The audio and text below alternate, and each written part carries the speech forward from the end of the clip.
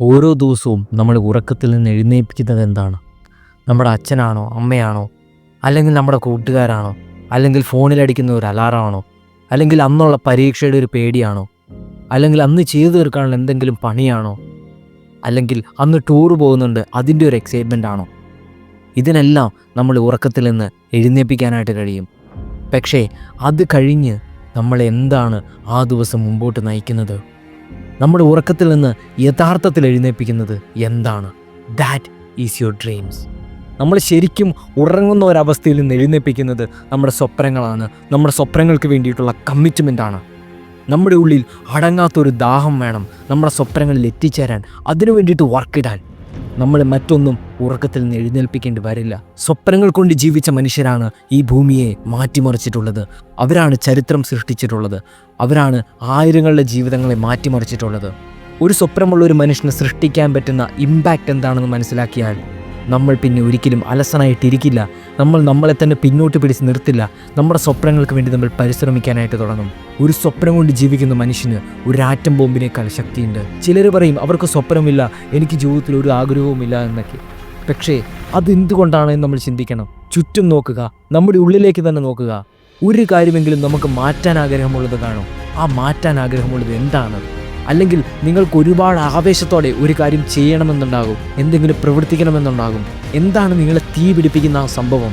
നിങ്ങൾക്ക് ജീവിതത്തിൽ ചെയ്യണമെന്ന് ഏറ്റവും കൂടുതൽ ആഗ്രഹമുള്ളൊരു സംഭവം എന്താണ്?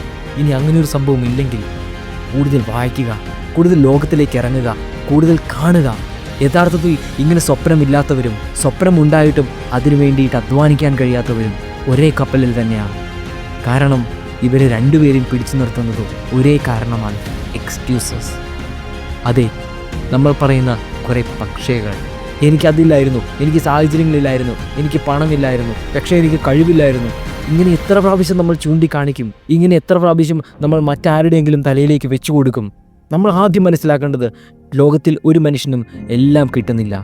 പക്ഷേ നമ്മൾ നമ്മളോട് തന്നെ ചോദിക്കേണ്ട ഒരു ചോദ്യമുണ്ട്: നമുക്ക് കിട്ടിയ സാഹചര്യങ്ങൾ വെച്ച്, കിട്ടിയ കഴിവുകൾ വെച്ച് ഏറ്റവും നന്നായിട്ട് നമ്മൾ ജീവിച്ചിട്ടുണ്ടോ? അതിൻ്റെ എല്ലാം ബെസ്റ്റ് നമ്മൾ പുറത്തെടുത്തിട്ടുണ്ടോ? അതാണ് നമ്മൾ ആദ്യം ചെയ്യേണ്ടത്. എന്നിട്ട് അത് നമ്മളെ കൊണ്ടുപോകുന്ന ഹൈറ്റ്സ് നമ്മൾ മനസ്സിലാക്കണം. Just see the heights, it will take you. പക്ഷേ നമ്മൾ വെറുതെ ഇരുന്നാൽ, നമ്മൾ അലസനായിട്ട് ചുമ്മാ ഇരുന്നാൽ, രാവിലെ തൊട്ട് വൈകുന്നേരം വരെ ഫോണിൽ തോണ്ടിയിരുന്നാൽ, nothing will come to you. ഒന്നും നമ്മളെ തേടി വരില്ല. മാർക്ക് ക്യൂബൻ പറയുന്നുണ്ട്, work like there is someone working 24 hours a day to take it away from you. നിങ്ങൾ ആഗ്രഹിക്കുന്ന കാര്യം തന്നെ കിട്ടാൻ വേണ്ടി രാവും പകലും കഷ്ടപ്പെടുന്നവരുണ്ട്. അതിനു വേണ്ടിയിട്ട് കമ്മിറ്റഡ് ആയിട്ടിരിക്കുന്നവരുണ്ട്. നിങ്ങൾ ആഗ്രഹിക്കുന്ന സ്കോർ കിട്ടാൻ വേണ്ടിയിട്ട് നന്നായിട്ട് എഫോർട്ട് ഇട്ട് പഠിക്കുന്ന കുട്ടികളുണ്ട്. നിങ്ങൾ ആഗ്രഹിക്കുന്ന സ്ഥലത്തെത്താൻ വേണ്ടിയിട്ട് നിങ്ങളുടെ ഇരട്ടി എഫോർട്ട് ഇടുന്ന ഒരാളുണ്ട്. അങ്ങനെ ഒരാൾ മറ്റൊരു വശത്തുള്ളപ്പോൾ നിങ്ങൾക്ക് വെറുതെ ഇരുന്ന് അത് വെറുതെ കിട്ടുമെന്ന് ചിന്തിക്കാൻ കഴിയില്ല. നമ്മൾ ഡിസിപ്ലിനിലൂടെ കടന്നു പോകണം. നമ്മൾ വർക്കിടണം.